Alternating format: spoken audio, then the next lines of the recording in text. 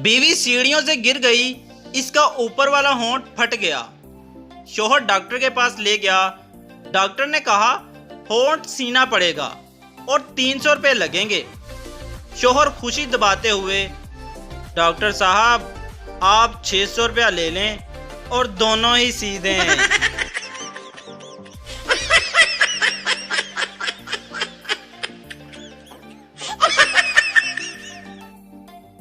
एक आदमी अपनी गाड़ी के पास आया और देखा कि एक टायर के चारों नट गायब हैं और टायर नीचे गिरा हुआ है।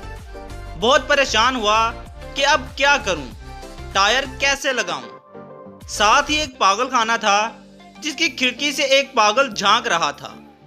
पागल ने आवाज लगाई, बाकी तीनों टायरों से एक एक नट खोलो और इस टायर में लगा दो।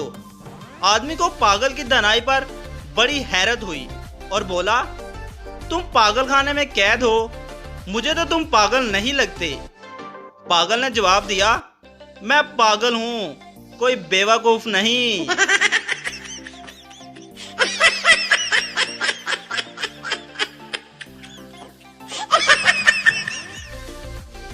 टीचर, बच्चों वादा करो सिगरेट नहीं पियोगे। बच्चे, नहीं पिएंगे।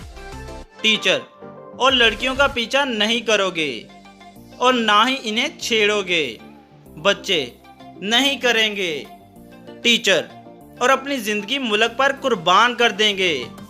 बच्चे, कर देंगे कर देंगे, और ऐसी जिंदगी का हमने करना भी क्या है।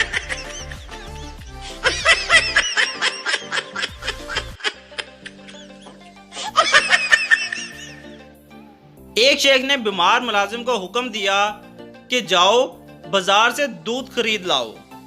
मुलाजिम ने कहा कि जनाब मुझे बहुत तेज बुखार चढ़ा हुआ है और टांगों में बहुत दर्द है, 2 कदम भी नहीं चल सकता। मालिक ने इससे कहा, कोई बात नहीं, तुम आराम करो, मैं खुद बाजार से दूध खरीद लाता हूँ। लेकिन जाते जाते कहा, मैं बाजार जा रहा हूँ लेकिन जूता तुम्हारा पहन के जाऊंगा, मेरा घिस जाएगा।